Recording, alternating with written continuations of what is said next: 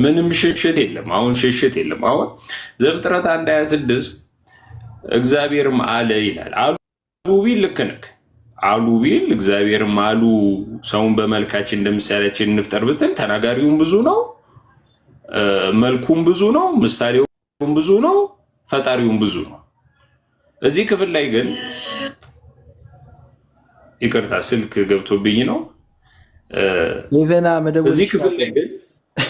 እዚህ ክፍል ላይ ዘፍጥረት 1:26 ግን በዘፍጥረት 1:26 ላይ የምንረዳው ምንድነው? ተናጋሪው አንድ ነው። እግዚአብሔርም አለ ነው የሚለው። አንድ እግዚአብሔር አለ ነው። አሉ ቢል ልክ ነው። እግዚአብሔር አንድ ነው። እዚህ ጋር የምናገኘው ኢንፎርሜሽን አንድና አንድ ምንድነው? አንዱ እግዚአብሔር አለ ስለሚል አንድ አካል ነው። ይሄ አንድ አካል የሆነው እግዚአብሔር ግን በብዙ ቁጥር ግን ተጠቅሟል። ስለዚህ ውይይታችን የሚሆነው ለምን በብዙ ቁጥር ተጠቀመ የሚል ነው እንጂ እዚህ ጋር ብዙ አካላትን ያሳያል የሚለው የመወያያ ርዕስ መሆን አይችልም። ምክንያቱም አለ ነው የሚለው እግዚአብሔር። ይሄ አንዱ እግዚአብሔር ምን አለ? ሰውም በመልካችን እንደ ምሳሌያችን እንፍጠር አለ። ስለዚህ አንዱ አካል በብዙ ቁጥር ሲጠቀም ተመልክተናል። እዚህ ክፍል ላይ ከመውጣት በፊት ስልክ እንዳይዘጋብኝ እንፍጠር ያለው ማን ነው? እንፍጠር የሚለው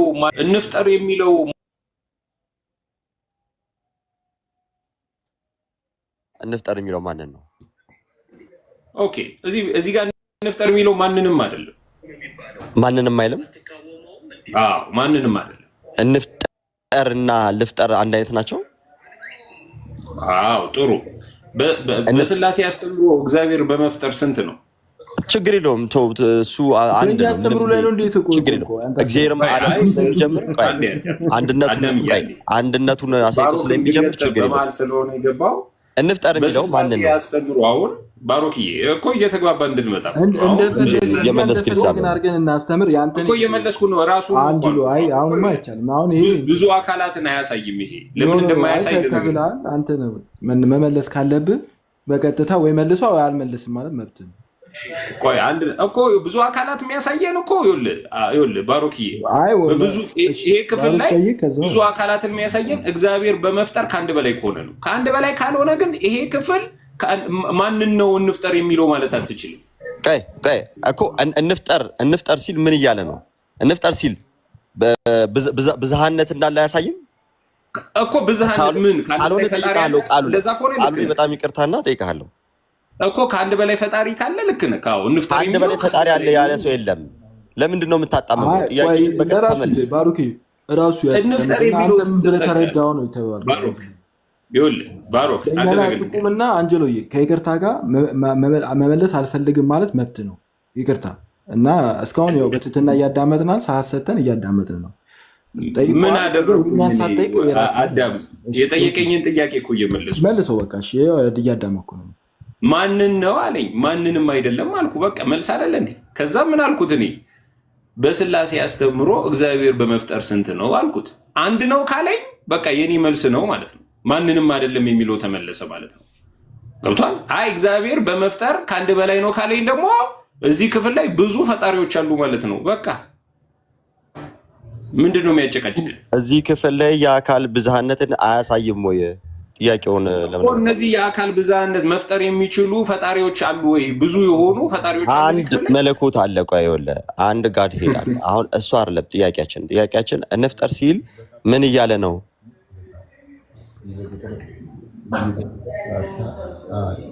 በቃ መመለስ ካልፈለክ መዝለት ይችላል። ለምንድን ነው መመለስ ካልፈለክ? አንተ እግዚአብሔር በመፍጠር ስንት ነው? ማንነቶች ጥያቄ ስለሆነ እግዚአብሔር በመፍጠር ስንት ነው የምትለው አንተ? ድርጊቱ አንድ ነው። ሰላም አንጀሎ እንዴና አዳምሻ አንዴ ዮናይ አንዴ ጊዜ ድርጊቱ አንድ ነው። እሱን እየዘለልከው ነው። ድርጊቱ አንድ ነው፣ ግን አካል ግን ብዙ እንደሆነ ያሳያል። መፍጠር ሲል እንፍጠር አለ ካለ ማንነቶች ብዙ ማንነቶች እንዳሉ ያመለክታል እኮ። እንፍጠር የሚባሉት ማንነቶች መፍጠር የሚችሉ ማንነቶች ናቸው አይደል? ድርጊቱ ግን አንድ ነው። ድርጊቱ አንድ ነው። በድርጊቱ ምንም አንከራከርም፣ ግን ማንነቶች እንዳለ ያሳያል። እሱን ነው መመለስ ከፈለክ መልሶ ካልፈለክ ከእሱ ጋር መፍጠር የሚችሉ አካላት አሉ ማለት ነው። ማንነቶች ያ እኛ አካላቶች የሉም ብለን አንልም እኮ አካላቶች አሉ። 3 አካል እያልናል እንዴ በማንነት ደረጃ። በመፍጠር ግን አንድ ፈጣሪ ነው ያለው። ትክክል ነው እኮ በማንነት ደረጃ 3 አካላት ካለክ በመልካችን ሲል በማንነት ደረጃ 3 መልክ ካለ በምሳሌያችን ስትል ከአንድ በላይ በማንነት 3 ምሳሌዎች ካሉ መልሶ አይመለስም። አዳምሻ በጣም መመለስ አልፈለገም። ስለዚህ አንጀሉ የሌለ ነው። አዛከን በጣም በእውነት እንደዚህ አጋጥሞን አያውቅም ሰው መልሳት መልስ በእኛ ላይ ተንተርሰህ እኮ አይደለም መመለስ ያለብህ። አሁን አንተኛም ብትጠይቅ ባሮክንም ብትጠይቅ አዳምንም ብትጠይቅ መልሱን ይነግሩሃል። አንተ መቀበል አለመቀበል መብት ነው። አንተ ግን ስትመልስ እኛ ላይ ተንተርሰን የምትመልሰው የራስህ አትመልስም እንዴ? መልስ። አንተ ጠየቀህ እኮ ባሮክ እየጠበቀህ ነው። ለምን አትመልሰውም? መልሱን እንፍጠር ሲል ማንን ነው? እዮብዬ እኔማ መልስ ሰጠው እኮ ግልጽ የሆነ መልስ ሰጠኝ። ገባ? እግዚአብሔር በመፍጠር አንድ ከሆነ እዚህ ክፍል ላይ እንፍጠር ብሎ የሚጠራቸው አካላት የሉም ማለት ነው። በቃ በመፍጠር አንድ ነው ብለኸኛል። በመፍጠር 3 ነው ካልከኝ ግን ልክ ነህ። ብዙ አካላት አሉ ወንድሜ። ድርጊቱ አንድ ነው አለ እኮ በላይ ነው ካልክ በኋላ ግን እዚህ ጋር አንተ እኮ የራስህ አትችሉም ብለህ ለምን ቆይ አዳምሻ አትችሉም ብለህ ለምንድን ነው መልስ የምትሰጥ? አንተ የራስህን ተናገር። የኛንቶ የኔን እኮ ተናገርኩኝ እኮ እንፍጠር የሚለው ከሱ ጋር እንፍጠር ብሎ የሚያማክራቸው አካላት የሉም ብዬ ግልጽ ነግሬዋለሁ ለልጁ እኮ። እንፍጠር የሚለው ማንን ነው? ምን እንፍጠር የሚለው ማንንም አይደለም ብዬ እኮ መልሻለሁ እኔ። ራሱን ነው እሺ፣ ራሱን ነው እንፍጠር የሚለው አንጀሎ፣ ራሱን ነው እንፍጠር የሚለው። ይኸውልህ ስለ ቋንቋው እናጠናለን እንጂ እግዚአብሔር ቋንቋውን ከሆነ እንደዛ በላ ቋንቋውን ከሆነ ቋንቋው እንዲህ ለማለት ነው ብለህ መመለስ ትችላለህ እኮ። ኢትስ ኦኬ። ያንተን መልስ ነው የምንጠብቀው። አንተ እኮ ድንገት ነው ፊውቸሪንግ እየገባ ስለሆነ ነው ስለማትሰማኝ እንጂ። አዳምሻ በጣም ይቅርታ። አይ አንጀሎ ይብቃው በእናትህ። አይ አይሆንም። ኬዲ ለመሰለ ኦልሞስት 3 ሰዓት ነው እዮቤ ማለት መረዳት አለብኝ። ይከብደዋል እኮ እሱም ግን አንድ ነገር እዚህ ጋር ማለት በቃ ትንሽ ቆይቶ ቢያስረዳ። ምክንያቱም ኮንቨርሴሽን አለው እና እግዚአብሔር በቃ ዝም ብሎ ከራሱ ጋር ያወራል ማለት ነው እኮ እንደ አባባሉ እና ያንን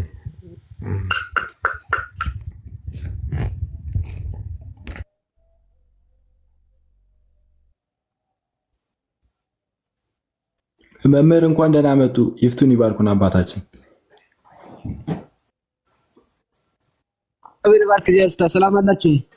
እግዚአብሔር ይመስገን ሰላም ነን። ይፍቱን አባታችን እግዚአብሔር ባርክ ዚያልፍታ ብያለሁ። ሁላችንም ሰላም ብያለሁ። ከላይም ከታችም ያላችሁትን ባሩክ ሐሳብን ጨርሰው አስረዳና ከዛው እሺ መስረዱናል። እሺ ይፍቱን ይባርኩን ብያለሁ አባቴ። አዳምሻ ልጁ ስክታለ እንጂ ሌላ ጊዜ ያው ይበልሱ የሚናገሩ የነበረው መላእክት ምናምን ብለው ነበር የሚሉትና አንድ ነገር ቻሌንጅ መደረግ ጀመሩ። እንደዛ ከሆነ እንፍጠር ሲል የሚፈጥሩ አካላት አሉ። ስለዚህ መላእክትም ሰውን መፍጠር ይችላሉ ወይ የሚለው ጥያቄ መጠየቅ ሲጀምሩ ምን አይነት ሐሳብ መስጠት ጀመሩ? ልክ እንደ እስልምናው በቃ ራሱን እያከበረ ነው ምናምን ማለት ደግሞ ጀመሩ። ይሄ ራሱን ነው በብዛህነት አድርጎ የሚገልጠው ምናምን ማለት ጀመሩ። በጣም ቀልድ ጨዋታ የሆነ ነገር እና ያው ብዙ ነገር እያላችሁ ነበረ። በጣም እዚህ ነገር ላይ ድርቅ ሲል ስላየሁት ነው። እኔ ሄቡን ነበር ፈልጌ የመጣሁት። በቃ አዳምሻ ይቀጥሉ፣ አባታችንም አሉ ምናምን ቀጥሉ።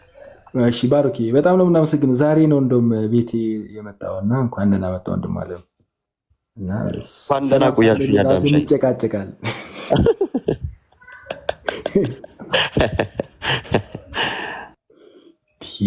እሺ ዮና ወጣ። ኦኬ ጥሩ ማብራሪያና ጥያቄ ነበር ስጠይቁት እና አስተብራሩለት የነበረው። ልጁም ገብቶታል። እኔ እንደተረዳሁት ጥያቄው ገብቶታል። በነገራችን ላይ ጥያቄው ገብቶታል። ግን ምንድነው ጥያቄውን በትክክል መልስ ከመመለስ ይልቅ እያጣመመ ነበር ሲመልሰው የነበረው። የጥያቄው መንፈስም መረዳቱ እኔ ትልቅ ነገር ነው ብዬ አስባለሁ። በነገራችን ላይ ይሄን ራሱ የጥያቄው መንፈስ መረዳት በጣም አስፈላጊ ነው። ምክንያቱም እናንተ እንፍጠር የሚለውን ጥያቄ ነው የምትጠይቁት፣ እሱ ግን ደግሞ ሄዶ ነው የሚለውን ነው የሚጠይቀውና በነገራችን ላይ እናንተ በደንብ አድርጋችሁ መልሱ። ሁለቱም ተመሳሳዮች ናቸው። አሁን ምንድነው ከዚያ ላይ እንፍጠር የሚል ስለሌለ ኑ ብቻ የሚል ስለሆነ ሌላን አካል እንጂ እንፍጠር የሚል የሚያመለክት የለም የሚለውን አቅጣጫ ለመውሰድ ሞክሮ ነበረ።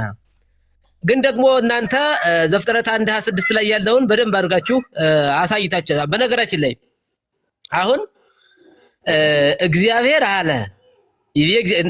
አለ አዎ አለ ይላል አይደል? ይሄ አንድነቱን የሚያመለክት ነው። ግን ምንድነው ንግበር ሰብአ በአርአያነ ወበአምሳሊነ። አሁን በነገራችን ላይ እዚህ ሶስት ነገሮች ሶስትነቱን ያስረዳሉ። አንደኛ ንግበር እንፍጠር የሚለው ቃል ብዛነትን የሚያመለክት ነው። በአሁን እሱ ሊከራከር የሚገባው ምንድነው? አዎ እንፍጠር ይላል፣ ግን ሶስትነት መሆናቸውን በምን ያመለክታል ቢል ይሻል ነበር። እንደው ሊያሰደው የሚችለው ይሄ ነው። በነገራችን ላይ እንደው ከቻለ እንፍጠር ይላል፣ አዎ ትክክል ነው መጽሐፉ፣ ግን ሶስት መሆናቸውን ግን የሚያመለክት ነገር የለውም ቢል ሊያሰደው ይችል ነበረ እንደሷ አካሄድ። ግን አሁን እንፍጠር የሚለውን እንደምሰሎ ለእናንተ ሲመልስላችሁ የነበረው እንደዚያ ከሆነማ ፈጣሪ ሶስት ፈጣሪ ነው ያለው ወደሚለው አቅጣጫ ነው ሄደውና ትክክል አይደለም። አሁን እዚህ ላይ እንፍጠር የሚለው ብቻ ሳይሆን በአርአያነ በአርአያችን ወበአምሳሊነ በምሳሌያችን የሚለው አንድነትን የሚያመለክት አይደለም፣ ሶስትነትን የሚያመለክት ነውና ይህንን በደንብ አድርጎ አለመረዳትና አለማወቅ ነው። በነገራችን ላይ አሁን ለምሳሌ ቅድም የጠቀሳችሁት ኑ እንውረድና ኑ እንፍጠር፣ ለምሳሌ ወደ ዘፍጥረት ምዕራፍ 2 ቁጥር 18 ላይ እግዚአብሔር አምላክም አለ የሚል አለ። ለምሳሌ እግዚአብሔር አምላክም አለ ሰው ብቻውን ይሆን ዘንድ መልካም አይደለም፣ የሚመቸውን ረዳት እንፍጠርለት ይላል። ደግሞ ሌላ ላይ ወደ ዘፍጥረት ምዕራፍ 2 ቁጥር 18 ላይ እግዚአብሔር አለ ምን አለ? ሰው ብቻውን ይሆን ዘንድ መልካም አይደለም ይልና አሁንም የሚመቸውን ረዳት እንፍጠርለት። እንዴ እግዚአብሔር ሲጀመር ማን ነው እንፍጠር የሚለው? ዓለምን ከመፍጠሩ በፊት እኮ እግዚአብሔር ለብቻው የሚኖር አምላክ ነው፣ ዘላለማዊ አምላክ ነው፣ ከዓለም በፊት የነበረ ነው። ይህንን እያለ ያለው እኮ አንደኛ ዓለም ከመፈጠሩ በፊት መላእክት ወደዚህ ዓለም ከመምጣታቸው በፊት የሰው ልጅ ከመምጣቱ በፊት የሚናገር አንቀጽ ነው አንዱ። ሌላኛው ነው እነሱ ከመጡ በኋላ ነው ቢባል እንኳን መላእክት ይህንን ዓለም ለመፍጠር ይረዱታል ወይ? የሰው ልጅ ይህንን ዓለም ለመፍጠር እግዚአብሔር ይረዳዋል ወይ ነው ጥያቄው። ለእግዚአብሔር ለሚያደርገው ወይም ደግሞ በፈጣሪነቱ ድካም አለበት ወይ? እጸጽ አለበት ወይ? ሰውን እንፍጠር ብሎ ሰውን ያማክራን ወይ? ወይስ ደግሞ የሰማይ መላእክቶችንስ እንፍጠር ብሎ ያማክራን ወይ? በፍጥረቱ እግዚአብሔር በፈጣሪነቱ እጸጽ የሌለበት ጎደሎ የሌለበት የማንም እርዳታ የማያስፈልገው ነው። በነገራችን ላይ መረዳት ያስፈልጋል። ሁለተኛው ማነው? ሶስተኛው አንደኛው ቅድም የጠቀሱላችሁ ነው፣ ባሪያችን በምሳሌያችን የሚለው ነው። ሁለተኛው ደግሞ ሰው ብቻውን ይሆን ዘንድ መልካም አይደለም፣ የሚመቸውን ረዳት እንፍጠርለት የምትለው ቃል አሁን እግዚአብሔር አለ የሚለው አሻሚ ቃል አይደለም፣ እሱም ገብቶታል እዚህ ላይ። ግን እዚህ ደግሞ የሚመቸውን ረዳት እንፍጠርለት እያለ ነው አሁን። ስለዚህ በመፍጠር አንድ የሆኑ እግዚአብሔር የሚለው ስም በነገራችን ላይ የሶስትነት ስም ነው። ሶስትነት በአንድነት የሚጠሩበት ማለት ነው። አንሰ ሶበቤ እግዚአብሔር እብል በእንተ አብ ወልድ ወመንፈስ ቅዱስ። እግዚአብሔር ብዬ ስናገር አብ ወልድ መንፈስ ቅዱስ ብዬ መናገሬ ነው። አብ ወልድ መንፈስ ቅዱስ ብዬ ስናገር ደግሞ እግዚአብሔር ማለት ነው ይላል አባ ማነው ጎርጎርዮስ ነባቤ መለኮት እና ስለዚህ እግዚአብሔር የሚለው ስም የአብ የወልድ ስም ነው። አብ ወልድ መንፈስ ቅዱስ የሚለው ደግሞ የአንድነት ስማቸው ነው እግዚአብሔር የሚለው ማለት ነው። ስለዚህ ይህንን በደንብ መረዳት ያስፈልጋል። ስለዚህ ሌላው ምንድነው? እግዚአብሔር አምላክ ማለት እነሆ አዳም መልካም ክፉን ለማወቅ ከኛ እንዳንዱ ሆነ። ልብ በሉ። አሁን ኦሪት ዘፍጥረት ይሄ ደግሞ ስንት ላይ ነው? ኦሪት ዘፍጥረት ምዕራፍ 3 ቁጥር 22 ላይ ምን ይላል? እግዚአብሔር አምላክ ማለት ይልና እነሆ አዳም መልካሙንና ክፉን ለማወቅ ከኛ እንዳንዱ ሆነ ይላል። ከማን ነው እንዳንዱ የሆነው? እስኪ ከዚህ አሁን እየተናገረ ያለው እግዚአብሔር ነው። ከኛ የሚለው ከኛ እያለ እያነጻጸረ ያለው ከማን ነው? እንዴ በደንብ ይሄንን መረዳት እኮ ያስፈልጋል። ይሄን የመጽሐፍ ቅዱስ ክፍል መረዳትና ማወቅ ያስፈልጋል። አዎ ምክንያቱም ይሄ አዳም ያን ዕፀ በለስ የበላው ምን ለመሆን ነው? አምላክ ለመሆን ነው። ስለዚህ ከኛ እንዳንዱ ለመሆን ክፉና በጎ ለማወቅ ከኛ እንዳንዱ ሆነ የሚለውን ሐሳብ ይገልጻል። አዎ ከሶስቱ አካላት አይደል እንደ አንዱ ወልድ ወደዚህ ዓለም መጥቶ ሰው የሆነው ያ የለበሰው ስጋ የአዳም ስጋ ነው። በነገራችን ላይ ይህንን ለመግለጽ የተጠቀመበት ነውና ስለዚህ በጣም ብዙ የመጽሐፍ ቅዱስ ክፍል አሉ አራተኛው ቅድም ኑ እንውረድ የሚለው ነው።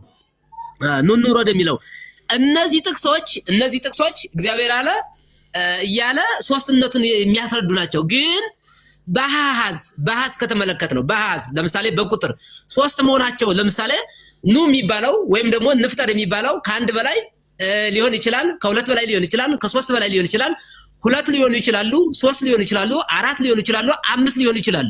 ባገላለጽ እኛ የመጽሐፍ ቅዱስን ሐሳብ ስለተረዳን ነው ይሄንን እያብራራን ያለው።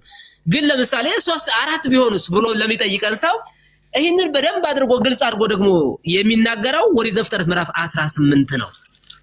በነገራችን ላይ ኦሪት ዘፍጥረት ምዕራፍ 18 ቁጥር 1 እነዚህ እስካሁን እግዚአብሔር አለ ባሪያችን በምሳሌያችን የምትመቸውን እንፍጠርለት እያለ የመጣው አራቱን ነጥቦች አምስተኛው ነጥብ ኦሪት ዘፍጥረት ምዕራፍ 18 ከቁጥር 1 ጀምረን ስንመለከት ያለው ደግሞ በደንብ አድርጎ ይተነትነዋል ማለት ነው፣ ያብራራዋል ማለት ነው። እንዴት ብሎ በአሃዝ እስካሁን ኑ እንውረድ እንፍጠር ባሪያችን በምሳሌያችን የሚለውን በአሃዝ 3 ብሎ ያስቀምጣል። እንዴት ብሎ እግዚአብሔር ለአብርሃም እንደተገለጠ ይላል ርዕሱ። መጀመሪያው የመጽሐፍ ቅዱስ ክፍል እግዚአብሔር ለአብርሃም ምን እንዳለ እንደተገለጠ ይልና በቀትርም ጊዜ አብርሃም በድንኳኑ ደጃፍ ተቀምጦ ሳለ እግዚአብሔር በመምሬ ዛፍ ስር ተገለጠለት ይላል። እግዚአብሔር ምን አለለት? ተገለጠለት። አሁን እዚህ ላይ ልብ በሉ፣ እግዚአብሔር አንድ እንደሆነ እየገለጸልን ነው ማለት ነው። አይኑንም ባነሳ ጊዜ ማን? አብርሃም አይኑንም ባነሳ ጊዜ እነሆ 3 ሰዎች በፊቱ ቆመው አየ ይላል። ስንት ሰዎችን? 3 ሰዎችን። 3 ሰዎች የተባሉ ሰዎች አይደሉም። እግዚአብሔር ለአብርሃም የተገለጠው በእግዚአብሔርነቱ በቀጥታ በመለኮቱ አይደለም። በመለኮቱማ እግዚአብሔርን የሚያየው የለም። በነገራችን ላይ ዮሐንስም ይላል እግዚአብሔርን የሚያየው የለም፣ ያው ነገር ግን በቅፉ ያለ አንድ ልጁ ነገረን ተረከልን ነው የሚለው። እና እግዚአብሔር በእግዚአብሔርነቱ ሰው ሊያየው አይችልም፣ ሰማይና ምድርም ሊወስነው አይችልም። ግን እግዚአብሔር በሰው አምሳል ሊሆን ይችላል፣ በንጉስ አምሳል ሊሆን ይችላል። ሚካኤል በፈረስ አምሳል እንደተገለጠ፣ በድንጋይ አምሳል፣ በተራራ አምሳል እንደተገለጠ ለነዳንኤል እግዚአብሔር ለአብርሃም በ3 ሰዎች አምሳል ተገለጠለት። ስንት አለ? 3 ሰዎችን ተመለከተ ነው የሚለው። ማን? አብርሃም። ልብ በሉ አሁን እዚህ ላይ ሶስትነቱን ጠቀሰልን ማለት ነው። አይኑን ባነሳ ጊዜ እነሆ 3 ሰዎችን በፊቱ ቆመው አየ።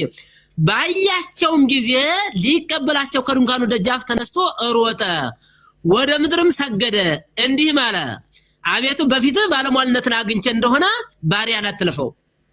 በነገራችን ላይ ኦሪት ዘፍጥረት ምዕራፍ 18 ቁጥር 1 የመናፍቃን መዶሻ ነው። የሚያምታታ ሰው እንደፈለገ ሊያብራራው የማይችል ምክንያቱም ከታች እግዚአብሔር ተገለጠለት አለ። አብርሃም 3 ሰዎችን አያለ። አሁን ደግሞ ባለሟልነትን በፊትህ አግኝቼ እንደሆነ በፊትህ አለ። በፊትህ ብሎ ሲል አንድነቱን ያገኛል እንደሆነ ባሪያን ምን አትበለው አለ፣ አትለፈው። ባሪያን አትለፈው፣ አትለፉት ሳይሆን አትለፈው ብሎ አንድነቱን ገለጸ። ውሃ እናምጣላችሁ አለ። ደገመና ደግሞ የሚገርማችሁ ነገር ባሪያን አትለፈው ካለ በኋላ ውሃ እናምጣላችሁ አለ። ሶስትነቱን ግራ እግራችሁንም እንጠባችሁ፣ ከዛፉም ስር እረፉ፣ እንጀራም እናምጣላችሁ ብሎ ብሉ። ከዚያም በባሪያችሁ ዘንድ ካረፋችሁ በኋላ ወደ አሰባችሁት ትሄዳላችሁ። እነርሱም እንዲህ አድርግ አሉት። አብርሃም ወደ ድንኳኑ ወደ ሚስቱ ወደ ሳራ ፈጥኖ ገባ። 3 መስፈሪያ የተሰለቀ ዶቄት ፈጥነሽ ለውሽ፣ እንጎቻም አድርጊ አላት። አብርሃም ወደ ላሞቹ ሮጠ፣ እጅግም የሰባም ታናሽ ጥጃ ያዘና ለብላቴናው ሰጠው እያለ በፊታቸው አቀረበ። እግዚአብሔር የዛሬ ዓመት እንዲሁ ባንተ እገለጣለሁ ብሎ አለው ይላል። እና አንድነቱን ሶስትነቱን በደንብ አድርጎ እሱ ግን ኑ የምትለውን ብቻ በዚያች አጭበርብሮ ለመሄድ አስቦ ነበር። እናንተ የጠየቃችሁ ጥያቄ ግልጽ ነው፣ እሱም ገብቶታል። ግን እንፍጠር የሚለው አሁን ምንድነው ወዴት ወሰደው? አይ ፈጣሪ ብዙ ናቸው ወይ ወደሚል ወሰደው። እንግዲህ እና የጠየቃችሁ ጥያቄ ግልጽ ነው፣ ይሄን ይመስላል። ሚስጥረ ስላሴ ምክንያቱም መነጋገር ያለብን እንዲህ ያሉ ነገሮች ናቸው። በነገራችን ላይ ከእንዲህ ያሉ ሰዎች ጋራ መጀመሪያ በነገረ እግዚአብሔር በነገረ ክርስቶስ በሚስጥረ ስላሴ ሳንነጋገር ሳንተዋወቅ እና ሳንግባባ ሄዶ ሌላ ነገር በማይችሉት ነገር ሌሎች ምናልባት ሊጠርፉ ይችላልና ለነሱ የሚጠቅማቸው ይሄ ነው። በነገራችን ላይ መጀመሪያ ነገር እግዚአብሔርን የፈጣሪያቸውን ሁኔታ መረዳት ያስፈልጋልና ይህን ይመስላል ለማለት ነው። አመሰግናለሁ። ከሶስቱ አካል አንዱ አካል ወልድ ነው አይደል? ተወልዷል ብለን የምናምነው ትክክል። ያው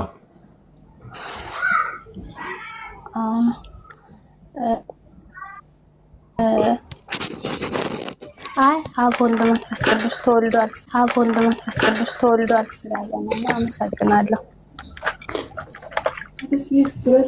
እየሰማንሽ አይደለም አዳምሻ? ምን መሰለ የሆነ ልጅ መጥቷል ዲያቆን ነኝ እያለ አብ ወልድ መንፈስ ቅዱስ ተወልደዋል፣ መጽሐፍ ቅዱስ ተበርዟል ምናምን እያለ በየሩሙ እየዞረ ዲያቆን ነኝ የሚል ሰው አለ። ስለሱ ነው የምጠይቀው። አብ ወልድ መንፈስ ቅዱስ ተወልደዋል ወይ ብላ በዛ ነው የቤተ ክርስቲያን አስተማሪ ነኝ ስላለ በዛ ነው። አይ ማለት እዚህ ላይ አሁን ጥንቃቄ የሚያደርግ ምንድነው? አሁን ጥያቄው ተረድተናታል። አሁን በጥቅሉ እንዲህ የሚል ሰው አለ። ትክክል ነው አይደለም? አጠቃላይ እንዲህ ያለ ትምህርት የለም። ምንም ማብራሪያ የሚያስፈልገው ነገር አይደለም። እውነት ነው። ከሶስቱ አካላት አንዱ አካል ተወልዷል። እሱም እግዚአብሔር ወልድ ይባላል። እሱ ደግሞ ከሶስቱ አካላት ተለይቶ የተወለደበት ምክንያት የራሱ አለው። ምክንያቱም የመወለድ ግብር ያለው እግዚአብሔር ወልድ ነው። እግዚአብሔር አብ የመውለድ እንጂ የመወለድ ግብር የለውም። እግዚአብሔር መንፈስ ቅዱስ የመስረጽ እንጂ የመወለድ ግብር የለውም። አብ ይወልዳል፣ ያሰርጻል። ወልድ ይወለዳል፣ መንፈስ ቅዱስ ይሰርጻል። ይሄ ነው አካሄዱ እና ከሶስቱ አካላት ወልድም የተወለደው ለምንድን ነው ከተባለ የመወለድ ግብር ያለው ለምሳሌ ስላሴ 3 ግብር አላቸው ብለን እንላለናል እንዴ? ስላሴ 3 ግብር አላቸው። ወላዲ፣ ተወላዲ፣ ወላዲ፣ አስራጺ፣ ተወላዲ፣ እንደገና ደግሞ ሰራጺ። አብ ይወልዳል፣ ያሰርጻል። ወልድ ይወለዳል። ከማን ይወለዳል? ከአብ። ከመንፈስ ቅዱስ ደግሞ ይሰርጻል። ስለዚህ ወልድ ቅድመ ዓለም ከማን ተወልዷል?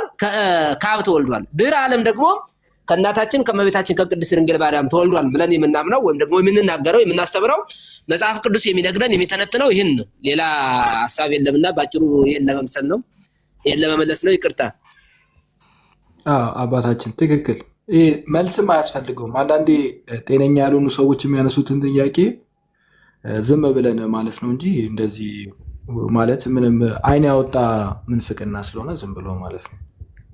አይ አዳም ያየህ እሷም እኮ ጥያቄ ሆኖባታል ያለው እና ምናልባት የመሐመድ ዲያቆን ይሆናል። ያው እንግዲህ እነሱ ቅድም ስትሉት እንደነበረ እንደዛ ነን እያሉ ስለሚገቡ ያው ቤዚክሊ ይሄ የእስልምና እምነት ነው። ምንድነው ጥያቄ ሆነብኝ? ምንድነው ጥያቄ ሆነብኝ? አብ ወልድ መንፈስ ቅዱስ ተወልዷል። እኔ ወልድ እንደተወለደ ነው የማውቀው። ከሶስቱ አካል አንዱ አካል የተማርኩትም እንደዛ ነው። እንደዛ ካልሆነማ አብም መንፈስ ቅዱስም አምላክ አንላቸውም ማለት ነው ወይ የሚል ነገር ስላነሳ ያ ትንሽ ግር ስላለኝ ነው የጠየቁት። ይቅርታ ድገሚ። የመጨረሻ ምንድን ነው ያልሽው? አምላክ ምን?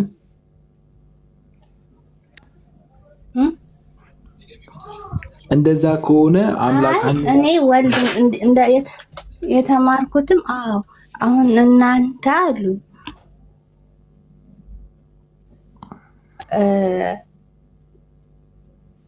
በቃ ወይ አቲን ስትረጋጊ አብም ወልድም አብና መንፈስ ቅዱስ እኛ አሁን ከሶስቱ አካል ወልድ ነው ተወልዷል ብለን የምናምነው። አብና መንፈስ ቅዱስ አልተወለዱም ማለት ነው አይደል? ግን እኛ መወለድ ወልድ ነው አይደል የተወለደው ከሱ አካል። ትክክል።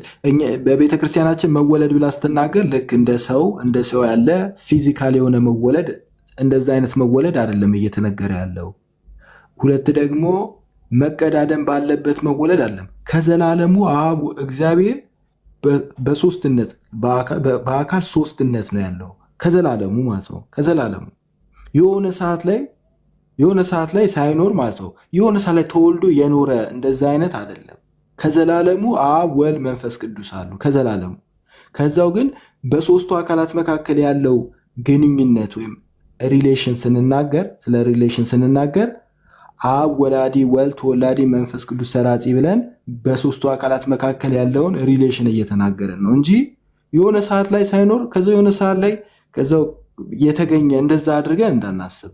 ሶስት አካል አለ። እግዚአብሔር በሶስት አካል ከዘላለሙ ነበር፣ አለ፣ ይኖራል፣ ነበረም እና የሆነ ሰዓት ላይ የተገኘ እንደዛ ብለሽ እንዳትወስጂው። ሁለተኛ ደግሞ በተዋህዶ ጊዜ ደግሞ ከቅድስት ድንግል ማርያም መወለድ እሱ ደግሞ ስጋዊ የሆነውን ነው እንጂ ከዘላለም የሆነውን በፊዚካል ሴንስ መወለድ እንደዛ አድርገሽ እንዳትወስጂው።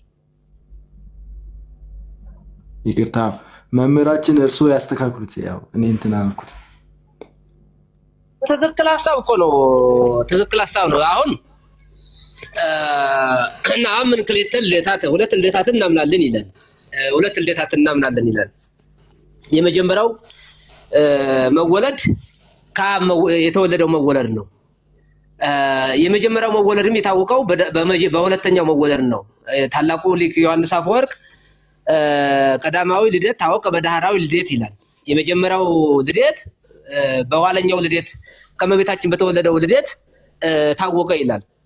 በነገራችን ላይ የሥላሴ አንድነትና ሶስትነትም ግልጽ የሆነው ከሶስቱ አካላት አንዱ አካል ወልድ ከመቤታችን ከቅድስት ድንግል ማርያም ከተወለደ በኋላ ነው። ወአእመሮሙ ለስሉስ ቅዱስ እምድኅረ ተሰገወ ወልድ ዋሕድ እምቅድስት ድንግል ምንድን ነው የሚለው? ሥላሴን ሶስትነታቸውን አንድነታቸውን ከሶስቱ አካላት አንዱ አካል ከመቤታችን ከቅድስት ድንግል ማርያም ከተወለደ በኋላ አወቅናቸው ይላል እና ቅድም እንዳልኸው አዳም የመጀመሪያው መወለድ ለምሳሌ አሁን ለምሳሌ ከኛ አባት ለምሳሌ በዚህ በምድራዊ ወይም ደግሞ በተፈጥሯዊ አካሄድ ከልጅ አባት ይቀድማል፣ ልጅ ይከተላል። ያ ማለት ምን ማለት ነው? መበላለጥ አለ ማለት ነው። በምድራዊ ልደት በምድራዊ መወለድ አባት ይቀድማል፣ ልጅ ይከተላል። አባት ይቀድማል፣ ልጅ ወደኋላ ይሆናል ማለት ነው። በአብና በወልድ ወይም ደግሞ በአብ አባት ነው ወልድ ልጅ ነው ስንል ግን አባት ቀድሞ የተገኘ ወልድ ቆይቶ የተገኘ ማለት አይደለም። እንደዚህ አይደለም። እንደዚህ አነጋገር አይደለም። ለምሳሌ አሁን ከቃልና ከሐሳብ የሚቀድመው የትኛው ነው? የሚቀድመው የትኛው ነው? ይሄን የሚስጥረ ሥላሴን አገላለጽ ሲገልጹ ይሄንን ቋንቋ ይጠቀማሉ። ለምሳሌ አሁን እኔ እየተናገሩ ነው አይደል እንዴ? ይሄ የምናገረው ቃል ከምናገረው ቃልና ከማስበው ሐሳብ የትኛው ነው የሚቀድመው ቢባል አሁን ሰው የሚመልሰው አውቀዋለሁ የሚለው ምንድን ነው? ሐሳብ ነው የሚቀድመው ነው የሚለው ሰው። ግን ቃልን ሐሳብ ቀድሞት የሚቀድመው ሐሳብ የለም በነገራችን ላይ። ምክንያቱም አሁን በልባችን አንድ ነገር ብናስብ ያን ያሰብነው ሐሳብ ራሱ ምን ስለሆነ ቃል ስለሆነ ማለት ነው። ያ ራሱ ቃል ስለሆነ ምንድነው የሚለው ወንጌላዊ እኮ በመጀመሪያ ቃል ነበረ፣ በመጀመሪያ ቃል ነበረ ነው። ከመንፈስ ቅዱስ ጋር ቃል አለ ነው እያለን ያለው። ቃልም በእግዚአብሔር ዘንድ ነበረ ይላል። ያም ቃል ራሱ ማን ነው አለ? እግዚአብሔር ነው አለ። እዚህ ላይ በደንብ ያስረዳል። ስለዚህ ሰው የሚያስበው ሐሳብ እና የሚናገረው ቃል አይቀዳደምም። እንደዚሁ ማለት ነው። እና ምናልባት ወደኋላ ሰፋ አድርገን መናገር እንችላለን።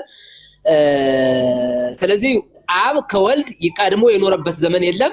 ወልድም ቆይቶ ዘግይቶ የመጣበት ዘመን የለም። ስለዚህ በቅድምና በአኗኗር አንድ ናቸው፣ ለዘላለም አብረው የሚኖሩ ናቸው እና ስለዚህ ይህን ይመስላል። በኋላ ማብራራት እችላለሁ።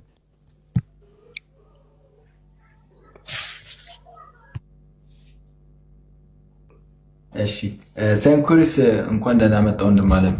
መጨመር የምትፈልገው ካለ? እንዴት ናችሁ? ሁላችሁንም ሰላም ብያለሁ። መምህር ዮሐንስ፣ አዳምሻ፣ የማርያም ኢዮባ፣ ሆስ፣ ኪንግ ዴቪድ፣ እየተፋሰ ክፍለ ማርያም እና የሆነ ሁላችሁንም ሰላም ብያለሁ። በጣም ደስ የሚል ነገር እንትን ነበር፣ ገለጻ ነበር መምህር ያብራሩልን። ያው ባለፈውም ዲያቆን መዝሙርም ብሎ ነበርና የማታውቁ ከሆነ መጀመሪያ የኦርቶዶክስ አስተምህሮን ወይም የክርስትና መሰረታዊ ትምህርትን በደንብ ተማሩ ብሎ ነበር እና ምንም ሳታውቁ ለምን ወደዛ ትሄዳላችሁ? እነሱ የሚያስተምሯችሁ ሙስሊሞች አኮርዲንግ ቱ ቁርአን እንጂ አኮርዲንግ ቱ ክርስቲያን ዶክትሪን አይደለም። ሁል ጊዜ ወደ ራሳቸው ለመሳብ ነው።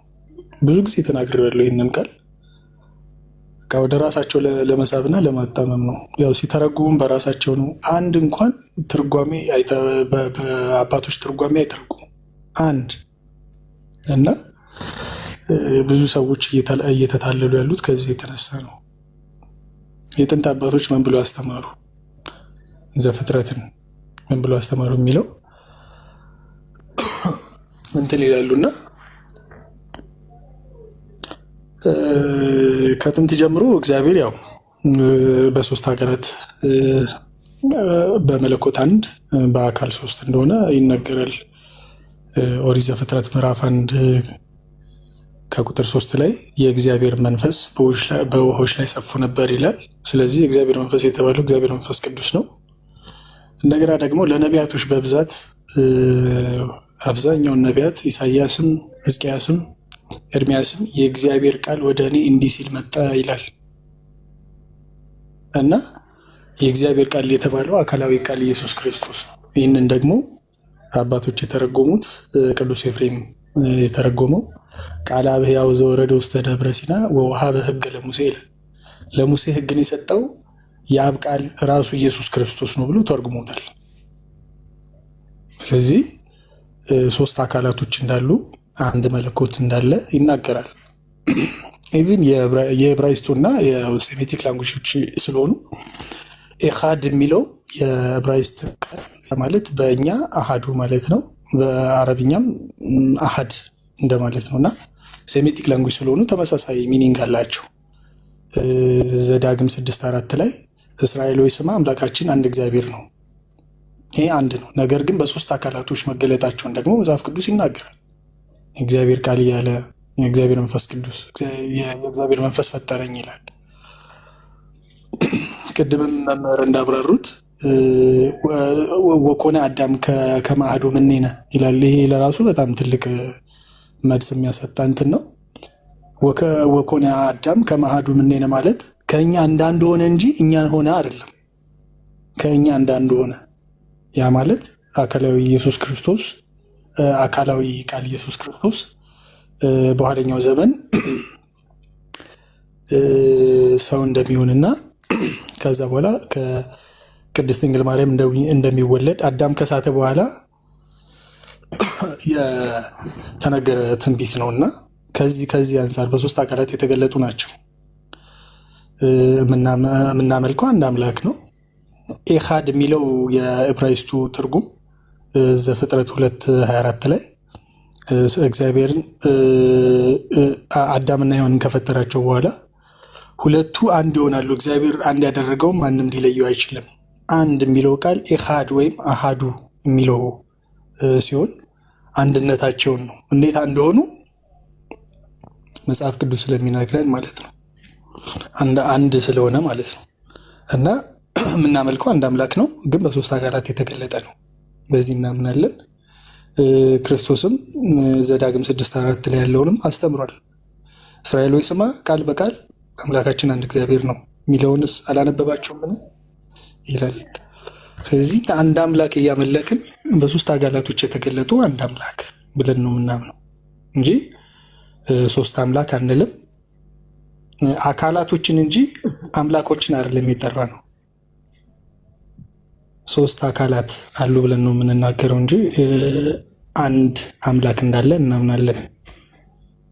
ግን አበክር የመናገር የምፈልገው ብዙዎቻችን ምናልባት ወይ ያለ መጽሐፍ ቅዱስ አላገላበጥን ይሆናል ወይም ኢቭን ሃይማኖት አቦ ራሱ ብናነብ ሞር እውቀታችን ይጨምራል። እሱን ብናነብ አሪፍ ነው። ስላሴ በአካል 3 በግብር 3 በስም 3 በተለየ ከወይን ደግሞ 3 ብለን እናምናለን። 3 ብለን እናምናለን። ስም ምንድነው? አካል ምንድነው? ግብር ምንድነው? ከወይን ምንድነው? እነዚህ እያንዳንዶች ሰፊ ማብራሪያዎች ያሏቸው ናቸው። በነገራችን ላይ ዝም ብሎ ስም አይደለም። ይህም ስም ለምሳሌ አብ ነው የሚባለው። አብ ወልድ አይባልም፣ መንፈስ ቅዱስ አይባልም። ወልድም ወልድ ነው የሚባለው እንጂ አብ አይባልም፣ መንፈስ ቅዱስም አይባልም። በነገራችን ላይ ወንጌላዊ ጠንቅቆ በወንጌሉ እንኳን ሲናገር ምዕራፍ 1 ቁጥር 14 ላይ ቃል ስጋ ሆነ ነው የሚለው። የከዊንን ስም ለይቶ ነው ያስቀመጠው። በነገራችን ላይ ወልድ ማለት የአካል ስም ነው። በነገራችን ላይ አብ የአካል ስም ነው። መንፈስ ቅዱስ የአካል ስም ነው። የአካል ስም ነው ማለት አካልና ስም የማይቀዳደም። ለምሳሌ አሁን እኛ ሰው እንባላለን። ሰው የሚለው ስም ከአካላችን ጋራ ተቀዳድሞ አያውቅም።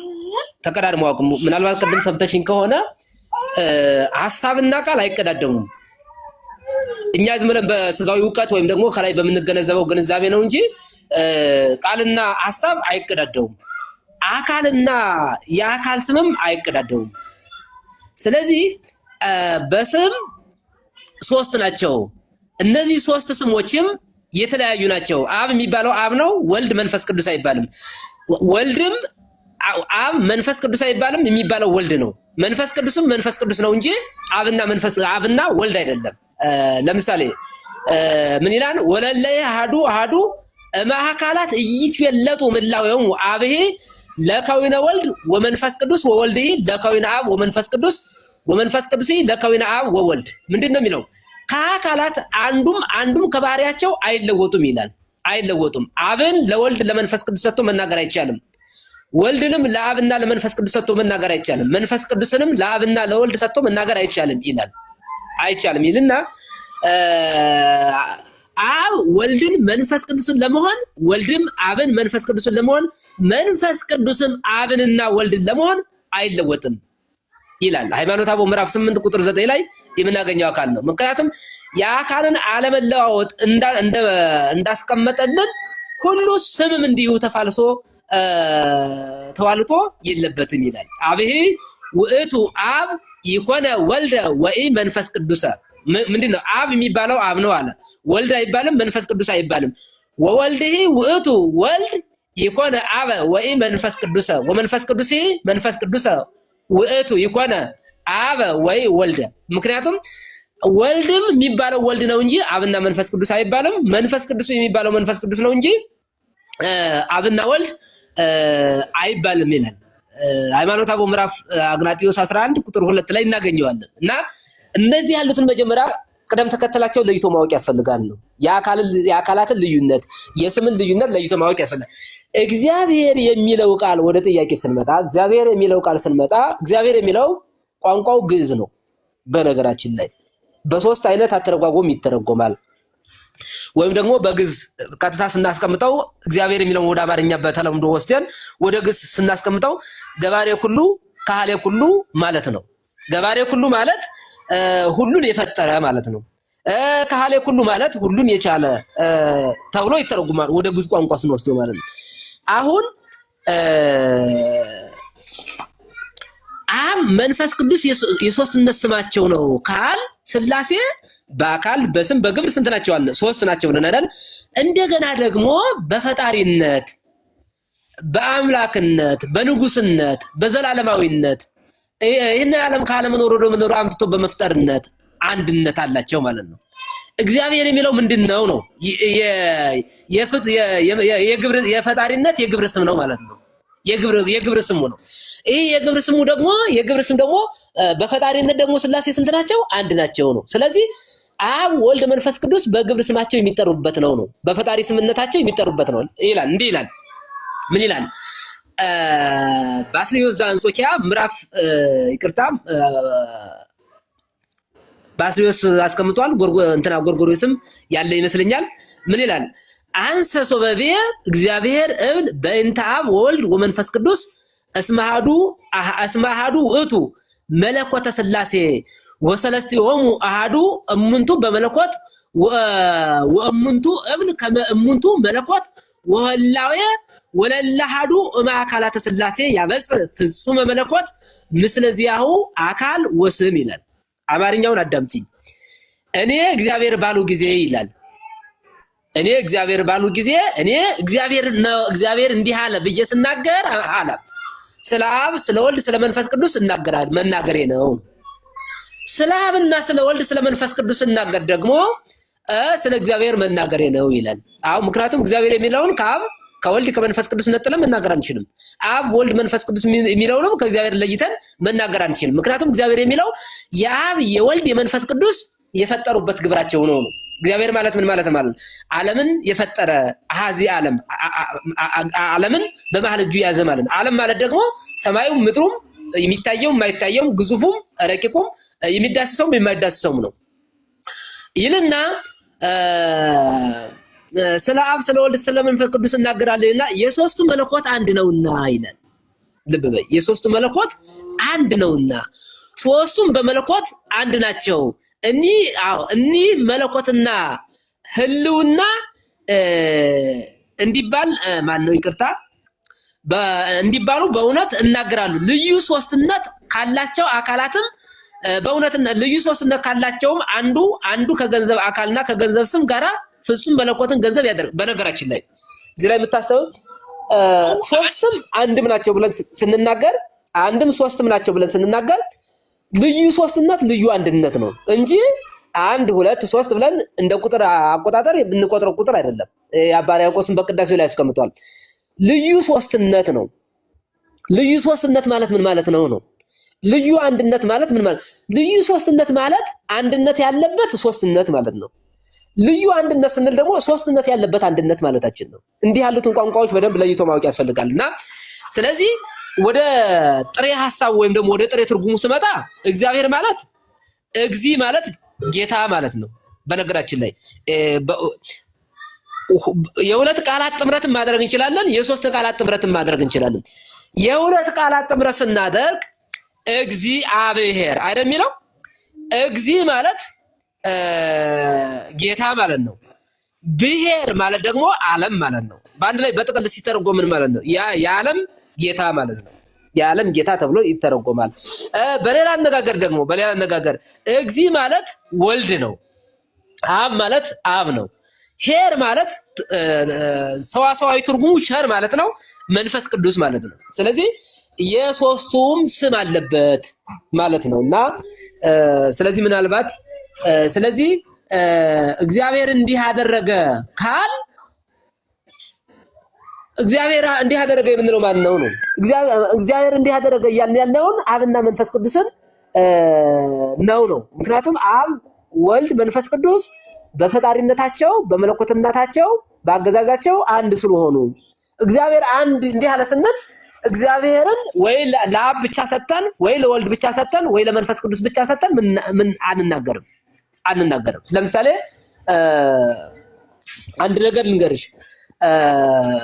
መንፈስ ቅዱስ ይመጽእ ላዕሌኪ አይደል የሚለው? መንፈስ ቅዱስ ይመጣል ይላል። ለምሳሌ የሉቃስ ወንጌል ወይም ደግሞ በዚህ በማንጻት በመፍጠር አቅጣጫ መጻሕፍት በአብዛኛው ሰጥተው የሚናገሩት ለመንፈስ ቅዱስ ነው።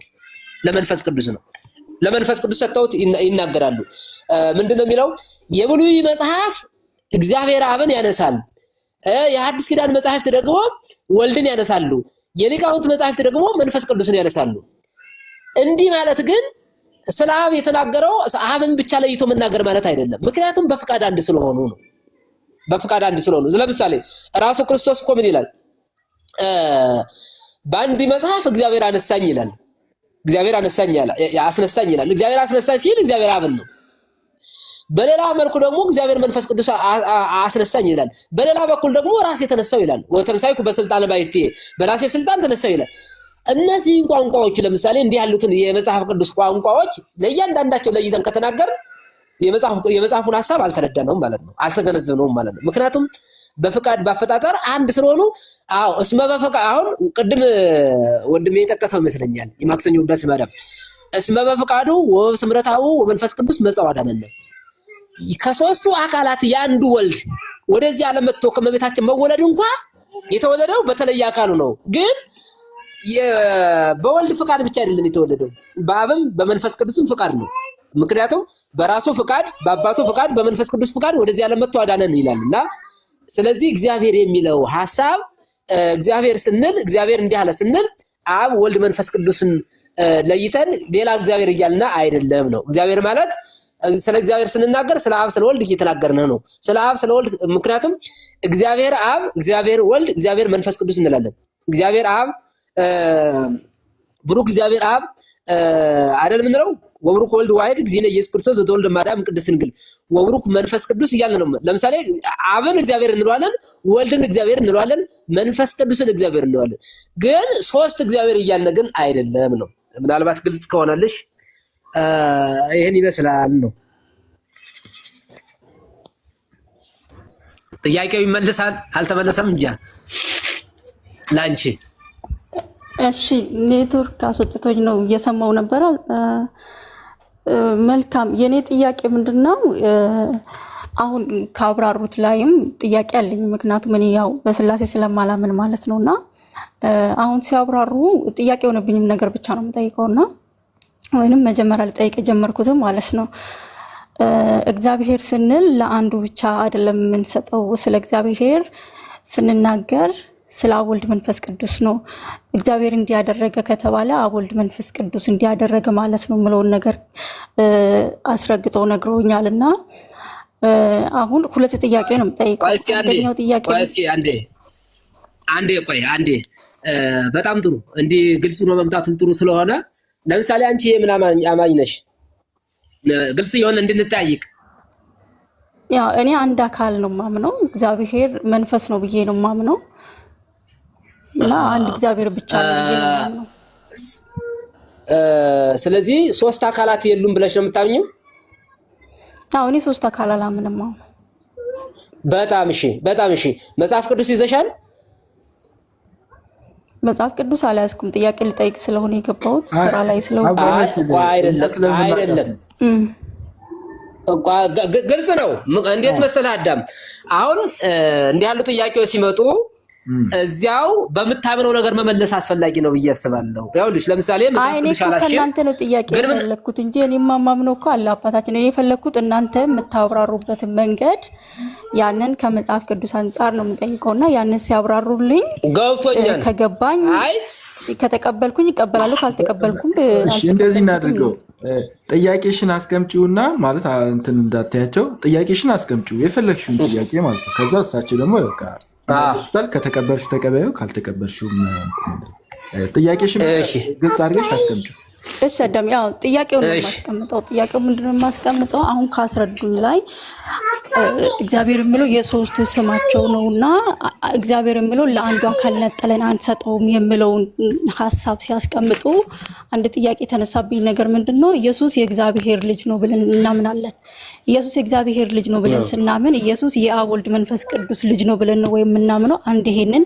ሁለተኛ ደግሞ እግዚአብሔር ኑ እንውረድ አለ ስል ቅድም ሲወራበት የነበረው ክፍል ላይ አብ ወልድ መንፈስ ቅዱስ ኑ እንውረድ አሉ ወይ? ማለት ይሄ ጥያቄ ያስነሳብኝ ነገር ምንድነው አብ ወልድ መንፈስ ቅዱስ ተናጋሪ ከሆኑ ከአብ ወልድ መንፈስ ቅዱስ ውጪ ያሉ የሚጠሩ አካላቶች አሉ የሚለውን ነገር እየገባኝ ስለሆነ ነው ይሄንን ጥያቄ እየጠየኩ ያለሁት ማለት ነው። ስለዚህ እነዚህ ሁለቱ ጥያቄ በጣም ጥሩ። የሁለተኛውን የመጨረሻውን ጥያቄ ወደኋላ ግልጽ ታደርግልኛለሽ? የመጀመሪያው ስለገባ አንደኛ ይኸውልሽ እግዚአብሔር ለሶስቱ ሰተን ከተናገር አሁንም ኢየሱስ የእግዚአብሔር ልጅ ይላልና የአብና የወልድ ልጅ እያልነው ነው ወይ አይደል? ጥያቄሽ የመጀመሪያው እና ምንድነው ይሰማን? አዳም የኔ ድምጽ ይሰማን? አዎ በደንብ ይሰማል። እርሱስ በጣም ጥሩ። ይኸውልሽ በመጀመሪያ የምትለየው እግዚአብሔር ወልድ የምንለው ማለት ነው ኢየሱስ ክርስቶስን እኮ ነው። አሁን ይኸውልሽ መጀመሪያ መለየት የሚያስፈልገው አንደኛ ቅድም አንድ አካል ነው ማምነው ሶስት አካል የሚል አላምንም የሚለውን ሐሳብ ምናልባት መጽሐፍ ቅዱስ በአዲስ ኪዳን ተቀበያለሽ አትቀበይም ባላውቅም የማቴዎስ ወንጌል ምዕራፍ 3 ቁጥር የማቴዎስ ወንጌል ምዕራፍ 3 ቁጥር 13 ጀምረን ስንመለከት ጌታ በክርስቶስ በሚጠመቅበት ሰዓት አብ በደመና ሆኖ ዝንቱ ውጡ። ይቅርታ አዳምዬ የኔን ጥያቄ ብቻ ይመልሱልኝ። ያኛው ያው ትምህርት ስለሆነ መጥቼ እማራለሁ ስላሴ ስታስተምሩ አይሻልም? አባታችን አሁን የጠየኩትን ብቻ ይመልሱልኝ። እሺ እኮ ጥያቄሽ ይኸውልሽ እየጠየኩሽ እኮ ነው እኮ ያን እኮ እያመጣሁልሽ ነው። በመጀመሪያ ለይቼ ልነግርሽ እኮ ነው ሶስት አካላት እንዳሉ ማቴዎስ 3:13 ጀምረን ያለውን ተመልከች ነው። በቃ ተይው አላብራራም። በቃ ተይው አንድ። ሁለተኛ ደግሞ ክርስቶስ የአብና የወልድ ልጅ ነው ወይ እንደሚል ከሆነ ብለሻል። ራሱ እግዚአብሔር ወልድ የምንለው ኢየሱስ ክርስቶስ ነው እያልሁ ያለው ደግሞ ይኸውልሽ እግዚአብሔር አብ፣ እግዚአብሔር ወልድ፣ እግዚአብሔር መንፈስ ቅዱስ በአካል ሶስት ናቸው ብለናል። በአካል ሶስት ናቸው። ከሶስቱ አካላት ነው ክርስቶስ። ከሶስቱ አካላት እኮ አንዱ ክርስቶስ ነው ስጋ የለበሰው። ስጋ ከለበሰ በኋላ ክርስቶስ ኢየሱስ አማኑኤል ተባለ እንጂ እግዚአብሔር ወልድ የምንለው እኮ ነው ከመቤታ ቅድመ ዓለም ከአብ የተወለደው፣ ድህረ ዓለም ደግሞ ከመቤታችን ከቅድስት ድንግል ማርያም የተወለደው ከሶስቱ አካላት አንዱ እኮ እግዚአብሔር ወልድ ነው። እግዚአብሔር ወልድ እንዴት የእግዚአብሔር ወልድ ልጅ ሊሆን ይችላል? ስለዚህ ሶስቱ አካላት በአካል ሶስት ናቸው ነው። ለምሳሌ በምሳሌ ላስረዳሽ። አሁን እኛ ለምሳሌ ነፍሳችን ሶስት ነገር አለው። ከዊነ ልብ፣ ከዊነ እስትንፋስ፣ ከዊነ ቃል። እንደ ቃልነታችን ያው ቃል እንደመኖሩ ያው እየተናገሩ እየሰማሽ ነው። እንደ ልብነታችን ደግሞ ህሊና አለን፣ የምናስብበት ህሊና አለ ማለት ነው። እንደገና ደግሞ ያው ሁለን እንኖራለን። ግን የምንባለው አንድ ሰው ነው እንጂ ሶስት ሰው አንባልም። ፀሐይን እንመለከት። ለምሳሌ ፀሐይን ብንመለከት ፀሐይ ምን አላት? ክበብ አላት፣ የሚታይ በአይን የሚታይ። እንደገና ደግሞ ብርሃን አለ፣ ወደዚህ ዓለም የሚያበራ ይህንን ዓለም ብሩህ የሚያደርግ ብርሃን አላት። ሶስተኛ ደግሞ ሙቀት አላት። አሁን ይቺ አንዷ ፀሐይ ምን አላት? ክበብ አለ፣ የሚታይ ክበብ አለ። እንደገና ደግሞ ብርሃን አለ። ሶስተኛ ደግሞ ሙቀት አለ። ሙቀት ስላላት፣ ብርሃን ስላላት፣ ክበብ ስላላት ሶስት ፀሐይ አትባልም። የምትባለው አንድ ፀሐይ ነው።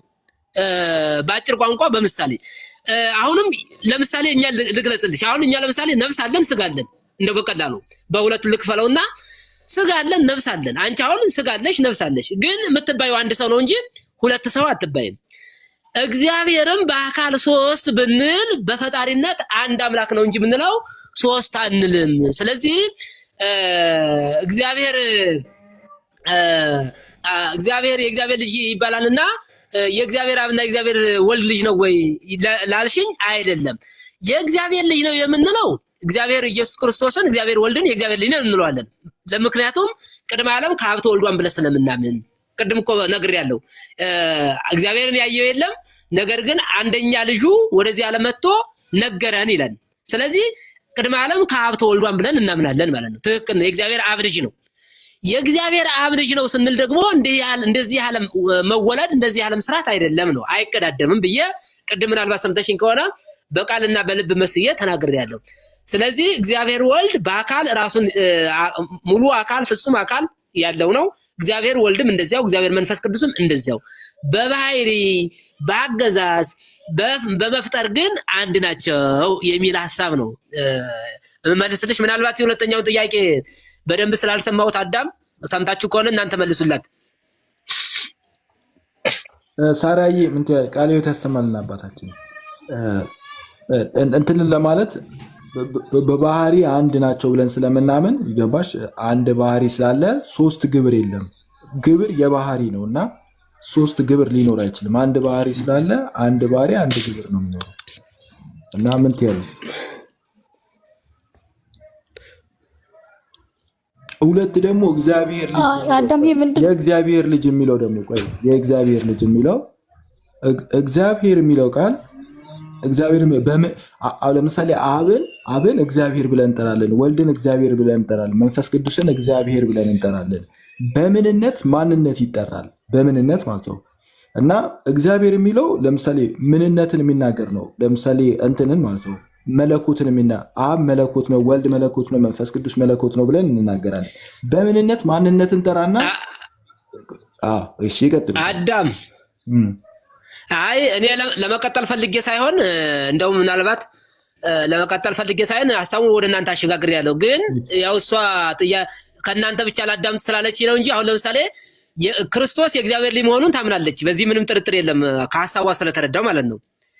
አሁን የእግዚአብሔር ልጅ መሆኑን ክርስቶስ የእግዚአብሔር ልጅ መሆኑን አትቀበልም? እንደዛ ሳይሆን እነሱ ትንሽ ለየት ያለ ትምህርት አላቸው። ወልድ ሲሉ እቀበላለሁ። አዳም ምንም ለየት ያለ ነገር የለውም። አብ ወልድ ነው። ቅድም እንትናም ተሳስተው ስናገር ነው። አዳም ቅድም እንትናም ተሳስተው ስናገር ነበር። ታስረጃቸዋለሽ ሳራዬ፣ እሰጥሻለሁ። እኔ እያለሁ ለምን ስለኔ ታስረዳለህ? አዳም እኮ ቀሌ ነገራቸውና እኔ ባለቤቷ እያለሁ የተሳሳተ ከሆነ ተዋትስ የትናገር እሺ ትናገር። እሺ ለምን እኔ እያለሁ አንተ ለምን ትናገርልኛለህ? እኛ እኔ አብ ወልድ ነው ወልድ አብ ነው ብዬ አላምንም። ቅድም እንደዛ ብሎ ያምናል ብሎ ሲናገር ነበርና ቤተ እምነታችንም እንደዛ አያምንም። እኛ የእግዚአብሔር ልጅ አለ እግዚአብሔር አለ ብለን እናምናለን። ከእግዚአብሔር የሚሰጠን እግዚአብሔርም ቅዱስ መንፈስ የሆነ አለ ብለን እናምናለን። ነገር ግን እኛ ማናምነው ሶስት የተለያዩ አካላቶች አሉ ብለን ነው ማናምነው። ስለዚህ ለምሳሌ በጣም ጥሩ ግልጽ ነው ግልጽ ነው። ቆይ አዳም መምህር ቆይ አንድ ጊዜ ይቅርታ አድርጉልኝና በጣም ይቅርታ። አብ ወልድ ነው ወልድ አብ ነው አትሉም? ማለት ከይቅርታ ጋር የቢሻፕ መጽሐፍ ላይ አለ፣ ቢሻፕ መጽሐፋቸው ላይ አለ አብ ወልድ ነው ወልድ አብ ነው የሚል አለ። እሱን አንቀበልም ካልሽ መብትሽ ነው አለመቀበል። ግን አለ አታምኑ አትቀበዩም አንቺ ነው እንደዛ እና አንቀበልም። መጽሐፍ ላይ የህትመት ችግርም ሊኖርበት ይችላል። እንደዛ ግን እንደዛ አይደለም። አላቅም አንብቤ ስለማላቅ አዳም ያላቅ መጽሐፉን አላውቀውም። የእሳቸው መጽሐፍ ወይስ? እሺ ቀጥሉ መምህር አዳም። ቆይ አንዴ ጥሩ ነው በጣም ጥሩ ግልጹን አመጣልኝ። ለምሳሌ እንደው ባጭር ቋንቋ የእግዚአብሔር ልጅ ነው የምትዩ ለምሳሌ ክርስቶስ አምላክ ነው ፈጣሪ ነው ብለሽ ታምኛለሽ? አዎ እኔ ኢየሱስ ክርስቶስ አምላክ ችግር የለውም ነው ብዬ አምናለሁ። በቃ ይበቃኛል። አሁን በጣም ጥሩ።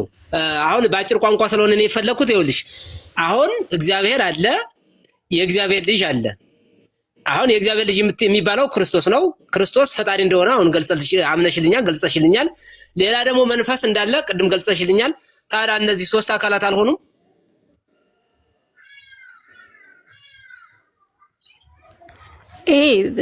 ሶስት አካላት ነው ብዬ አላምንም። እኔ በአካል ደረጃ አልደረዳም። ለምንድን ነው በአካል ደረጃ ማደረዳው?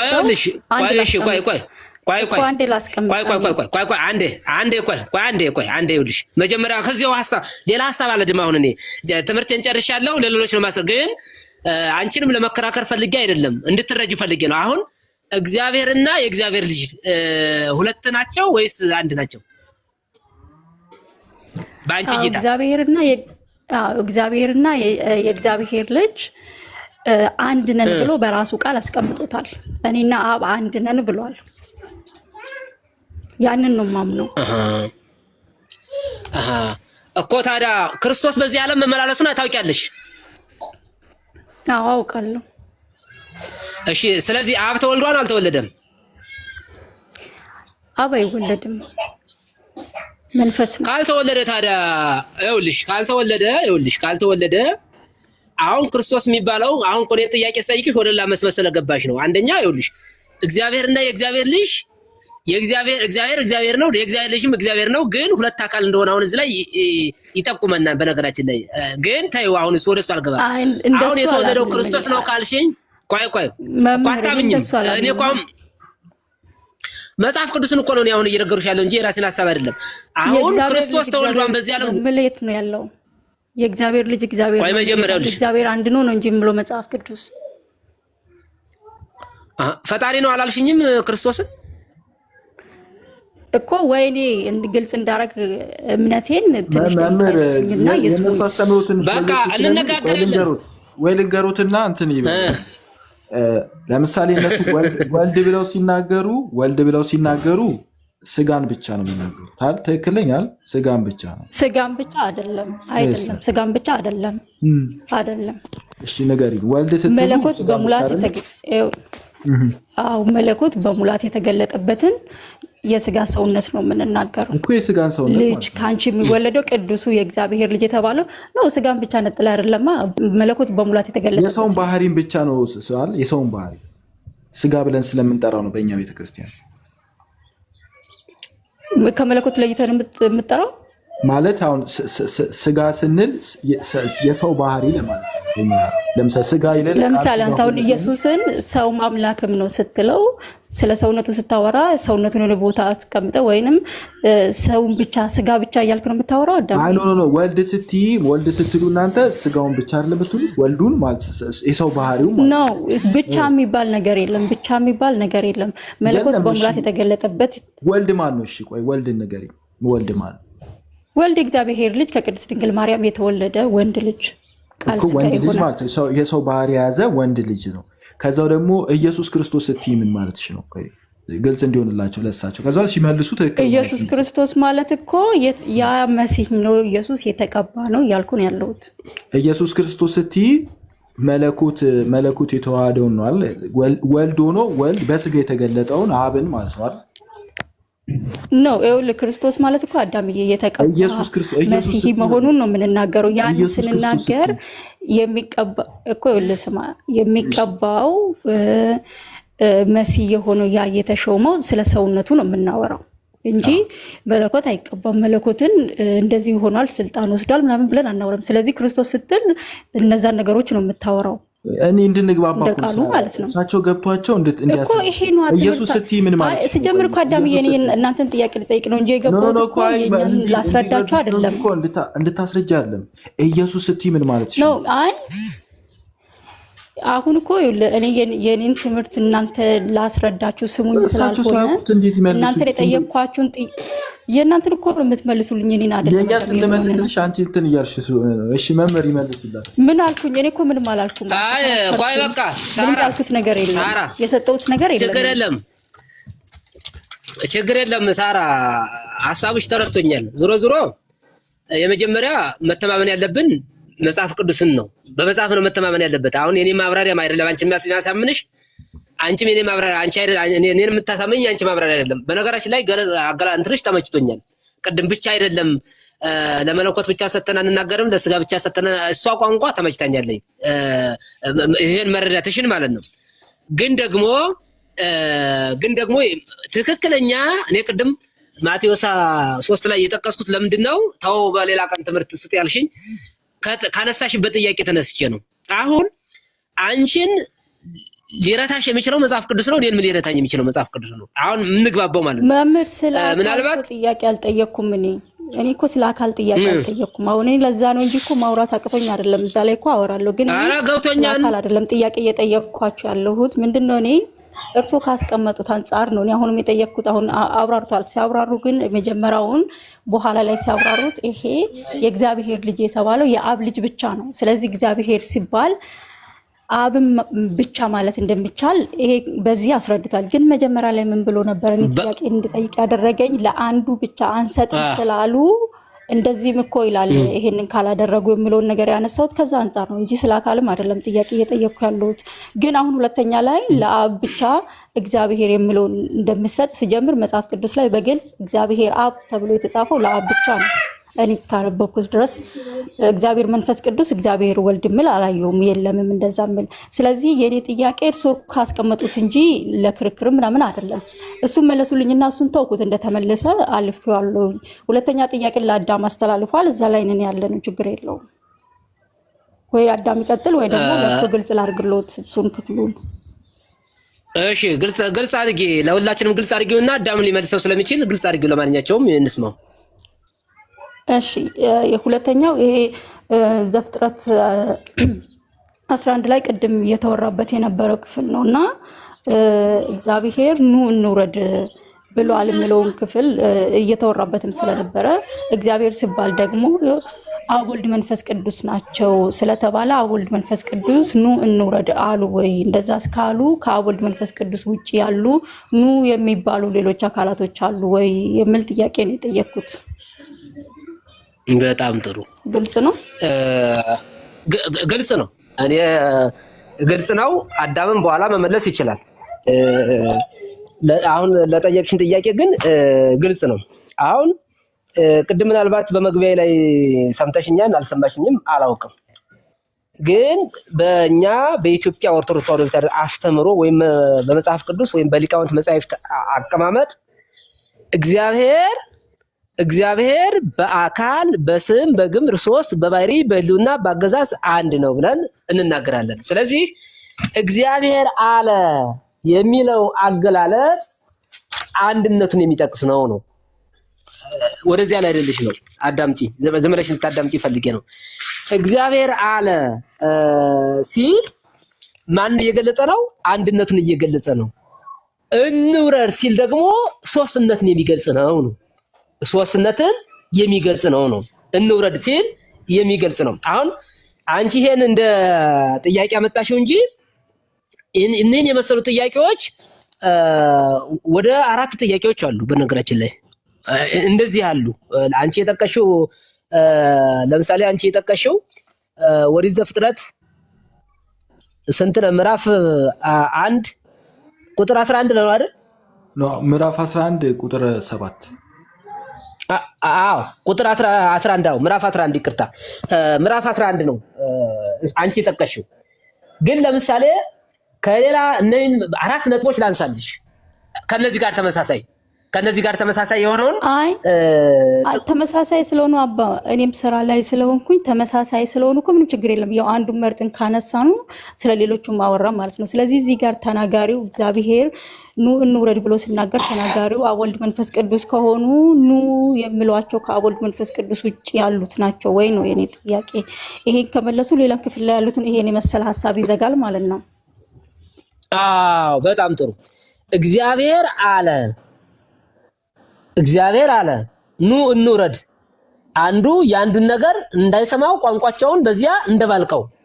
አሁን እግዚአብሔር አለ ስንል አንድነቱን የሚገልጽ ነው እያሉሽ ያለሁት አንድነቱን የሚገልጽ ነው።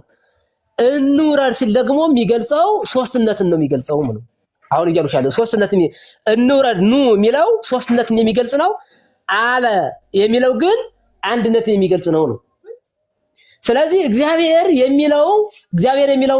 ብቻ የሚለውን ኑ የሚለውን ሳይሆን እግዚአብሔር የሚለውን ብቻ ከሆነ የተረዳሽው እግዚአብሔር ማለት አብ ወልድ መንፈስ ቅዱስ ማለት ነው እያሉሽ ያለሁት። እግዚአብሔር ብለን ስንናገር አብ ወልድ መንፈስ ቅዱስን በአንድነት እየገለጽናቸው ነው። በባህሪ አንድ እንደሆኑ፣ በመለኮት አንድ እንደሆኑ፣ በአገዛዝ አንድ እንደሆኑ፣ በፈጣሪነት አንድ እንደሆኑ እየገለጽናቸው ነው። ኑ ስንል ደግሞ በአካል በአካል በስም በግብ 3 መሆናቸውን የሚጠቁም አገላለጽ ነው። ይሄን ደግሞ ግልጽ የሚያደርግልሽ ኦሪት ዘፍጥረት ምዕራፍ 18 ከቁጥር 1 ጀምረሽ ራስሽ ስታነቢው እሱ በደንብ አድርጎ ይመልስልሻል። እኔ ሌላ ማብራሪያ አስፈልግም ስላልሽ ምናልባት አዳም ካስፈለጋት ደግሞ ጨምርላት። ይሄው ነው። ግን በሌላ ጊዜ ግን ቦታ እንትን በይና እስኪ መጠያየቁ ጥሩ ነው። አሁን ጠያቂ ብቻ ሳይሆን መጠየቅሽ ጥሩ ነው።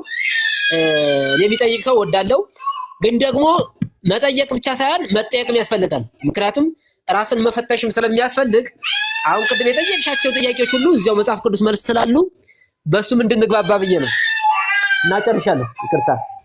እሺ ችግር የለውም መምህር። አይ እኔ ስራ ላይ ስለነበርኩ መግባትን ፈልጌ አልነበረም። ከስር ስለጻፍኩኝ ጠይቁልኝ ነበር እንደውም ያልኩትና አዳም ስላስገባኝ ነው የገባሁት እንጂ ለማምነው ነገር መጠየቅ እንኳን ማውቀውን ነገር እናገራለሁ፣ ሁሉን አውቃለሁ ማለት ባልችልም የምችለውን ያክል ግን መናገር እችላለሁ ያመንኩትንና ችግር የለውም እመጣለሁ አመቻችቼ። ይሄኛውን ጥያቄ ምንም አልተመለሰልኝም። ምክንያቱም እግዚአብሔር የሚለውን አብ ወልድ መንፈስ ቅዱስ ነው ካልን አብ ወልድ መንፈስ ቅዱስ ከተናገሩ ሌላ ኑ የተባሉት አሉ ወይ ነው አዳምዬ። አሁን መምህርን በቃቸው መምህርን እንዳላደክማቸው አንተ እግዚአብሔር ስንል አብ እግዚአብሔር ነው፣ ወልድ እግዚአብሔር ነው፣ መንፈስ ቅዱስ እግዚአብሔር ነው። እግዚአብሔር እያልን ያለ ነው በምንነት ማንነትን እየጠራን ነው። እግዚአብሔር ስንል ለምሳሌ እግዚአብሔር የተባለውን አካል በኋላ ማን ነው ስንባል ስለ ማንነት ስንጠየቅ አብ ወይም ደግሞ ወልድም ከሆነ ወልድ ማንነት ስንጠየቅ ማለት ነው። ስለ ማንነት የምጠይቂ ከሆነ ከሶስቱ አካል አንዱን አካል ለምሳሌ ማን የተወለደው ከቅድስት ድንግል ማርያም የማንነት ጥያቄ ነው ያነሳሽው ማለት ነው። የማንነት ጥያቄ ስታነሺ ኦኬ ወልድ ኢየሱስ ክርስቶስ ስለሱ እናወራለን። አሁን ጥያቄሽ እግዚአብሔር የሚለው ለምሳሌ ልበልሽና ሰው ተገጨ ተብሎ ቢነገር በምንነት ሰው ምንነት ነው፣ ባህሪ ነው። ሰው ተገጨ ተብሎ ቢናገር ስህተት አይደለም። ግን ደግሞ ሰው ተገጨ ስለተባለ ለምሳሌ የተገጨው አየለ መኪና ተገጨ ተባለ አይደለ? ከዛው አንድ ሰው መጥቶ ሰው ተገጨ ቢል ትክክል ስህተት አይደለም። ሰው ተገጨ ቢል ግን አየለ ሰው ስለሆነ ሰው ተገጨ ተብሎ ተነገረ። ከበደም ሰው ስለሆነ ከበደም ተገጭቷል የሚል ድምዳሜ ላይ አንደርስም። ከበደም ተገጭቷል ብለን አንልም። ሰው ስለሆነ ማለት ነው እናውቃለን። ሰው ሲባል አንድ ስፔሲፊክ የሆነ ሰው እንደተገጨ እናውቃለን። አሁንም ለምሳሌ መለኮት ተወለደ ተብሎ ቢነገር ይችላል። መለኮት ተወለደ ተብሎ ቢነገር ራሱ አብም ወልድም መንፈስ ቅዱስም ተወለደ እያለን አይደለም። ከሶስቱ አካል አንዱን አካል በምንነቱ እየገለጽ ነው ስለሆነ ከሶስቱ አካል ኦኬ መለኮት የተባለው ማን ነው? ኦኬ ወልድን ነው ብለን ነው እንጂ መለኮት የሚባለው ባህሪ ያለ አካል መጀመሪያ በግልጽ ለመናገር ባህሪ ያለ አካል ኤግዚስት አያደርግም። ባህሪ ያለ አካል ኤግዚስት አያደርግም። ስለዚህ እየተናገርን ያለ ነው መለኮት የሚባለው ባህሪ ለብቻው በቅድስት ድንግል ማርያም ተወለደ እያልን ሳይሆን ከሶስቱ አካል አንዱ አካል መለኮታዊ ባህሪ ያለው አንዱ አካል ተወለደ እያልን ነው። መለኮት ብለን ስንጠራ መለኮታዊ ባህሪ የያዘ መሆኑን ለመናገር ነው። ግልጽ ከሆነ አዳሚ አሁን በተናገርከው አይነት ከሄድን ማለት ነው። አሁን ለምሳሌ ሰው ተገጨ የምለውን ነገር ከወሰድክ ሰው ተገጨ፣ ግን ሰው ተገጨ ማለት እኔ ተገጨው ማለት አይደለም፣ ወይ አንተ ተገጨ ማለት አይደለም። ግን የሆነ ሰው አንድ ሰው ተገጭተዋል። ስለዚህ አሁን እግዚአብሔር ጋር ስትመጣ ግን አዳሚ ይኸውልህ፣ እግዚአብሔር ጋር ስትመጣ እኔና አንተ ሁለት ሰው ነን። ሌላም ሰው ሲጨመር የቁጥር ብዛት አለው። የምን የሰውነት አንተ ሰው ነህ፣ እኔ ሰው ነኝ። ከዛ ስንት እንሆናለን? ሶስት ሰው ሁለት ሰው እንሆናለን። ወደ እግዚአብሔር ስትመጣ ግን ሶስት እግዚአብሔሮች ናቸው ወይ? አይደለም። ለምን እንደሚሆን ታውቂያለሽ? ስለ እግዚአብሔር ስናወራ አንድ ልጨርስ ዴቪዬ፣ ከዛው አንተ ትቀጥላለህ። አይ አንተ ራስህ ተናግራታለህ። ግን አሁን ስብሰባ ላይ በጣም ብዙ ሰዎች አሁን ከመጡ በኋላ ሰው መጥቷል ትላለህ። ኢትስ ኖት ኦንሊ ዋን። በጣም ብዙ ሰው ራሱ ጥያቄውን ቀየረችው እኮ እሷ። እሱን እንትን ብለህ አክለህ ንገራትኝ። ብዙ ሰው ራሱ ጨርስ ሀሳብህን ጨርስና። አይ እህታችን ማለት አሁን ለምሳሌ ስብሰባ አሁን ሰው የምትጠባበቂ ከሆነ አሁን ሰው መጥቷል ካልሽ አንድ ሰው አይደለም በጣም ብዙ ሰዎችን ማለት ነው ሰው መጥቷል ትያለሽ። እና ለብዙ ራሱ ሰው ይባላል። ለምንድን? ያው በቃ የሰው ባህሪ አንድ ስለሆነ ከዛ አንጻር ስትናገሪ በዛ መልኩ ታቀርቢዋለሽ ማለት ነው፣ ምንነቱን ስትናገሪ ማለት ነው። ግን በማንነት ግን በሚሆንበት ጊዜ አበበ ምናምን እያልሽ በሚሆንበት ጊዜ ግን ማለት ነው ግዴታ ስፔሲፊካሊ መግለጽን ይጠበቅብሻልና ሁል ጊዜ አንድን አይደለም የሚያመለክተው ሰው የሚለው ለማለት ብዬ ነው። አዳሚ ሶሪ ቀጥለው። ችግር የለው። ልክ እኮ ናችሁ አዳሚ። ተመሳሳይ ነገር ነው ያስቀመጣችሁት። ተመሳሳይ ነገር ነው ያስቀመጣችሁት። እንደቀየርሽው ገብቶኛል። ጥያቄሽ እንደቀየርሽ ገብቶኛል። ለምንድን ነው የቀየርኩት መሰለህ አዳሚ? አንተ በሄድከው መንገድ ስለገባኝ ልመልስልሽ። ዮና ልመለስ ነው ልስትል ዮና እሺ መልስ። እሺ አዳምሻ ያው ረጅም ሰዓት እዛው ሰርኩላር እያደረገ ነው እና መጠየቅ ፈልጌ ነበር እሷን ያው ምናልባት ፈቃደኛ ከሆነች የምትመልስ መስሎኝ ነው እና ልመልስላትና ጥያቄ ትሰዋለች። ለሰጧት መልስ ጥያቄ ስላቀረበች እሱን ልመልስላትና ኦኬ። ስለ ሰው ስናወራ ሳራዬ ስለ ሰው ስናወራ ሰዎች የተነጣጠልነን፣ ሁለት ደግሞ ሰዋዊ ባህሪ አንድ አይነት የሆነ ሰዋዊ ባህሪ ቢኖረንም ማቴሪያሊ የተሰራንበት የኔ ስጋና የአንቺ ስጋ አንድ አይነት አለን። የተነጣጠለ ስጋ ነው ያለን በማቴሪያል ደረጃ ማለት ነው። እኔ ያዝኩት ስጋ የራሴ ነው፣ አንቺ ያዝሽው ስጋ የራስሽ ነው። ስለዚህ የተነጣጠልን ሰዎች ስለሆንን አንድ አይነት የሰውነት ባህሪ ቢኖረንም ግን የተነጣጠልን ሰፕሬት የሆነናል። ስለዚህ ሶስት ሰዎች ተብሎ ይነገራል። ለሰዎች በብዛት ይቆጠራል።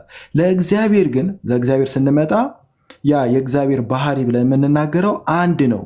በማቴሪያል ደረጃ አይደንቲካል የሆነ አንድ ባህሪ ነው ያለው። ሶስት ባህሪ የለም። ልክ እንደ ሰዎች የተነጣጠልን ሶስት ባህሪ እያልናል። አንድ ባህሪ ስለሆነ ማቴሪያሉ አንድ ስለሆነ አንድ መለኮት ስለሆነ ሁለት ምናምን አለ መለኮት። ስለዚህ አንድ መለኮት ስለሆነ ስለዚህ አንድ እግዚአብሔር ብለን እናወራለን። ለሰዎች ግን ስለተነጣጠሉ የየራሳቸው የሆነ ባህሪ ስለሚይዙ ሶስት ከሆኑ ሶስት፣ አራትም ከሆኑ አራት፣ እንደዛ እያለን እንሄዳለን። አዳምዬ የሰው ስጋ ግን ይለያያል። የኔ የተሰራበት ስጋና የአንተ የተሰራበት ስጋ የተለያየ ነው። አይነቱ አንድ አይነት ነው፣ ግን አንቺ የራስሽ የሆነ ነው። ለምሳሌ ያለሽበት ቦታ እኔ ያለሁበት ቦታ ስለተነጣጠለ እኮ ነው። የኔ ስጋ የራሴ የአንቺ ስጋ የራስሽ ስለሆነ ነው እኔ ስሞት አንቺ አትሞችም ነው። ይኸውልህ የኔ ስጋ የራሴ ስጋ ነው፣ ግን የተገኘ ነው። ግን ከአንድ ነገር ነው የተገኘ ነው።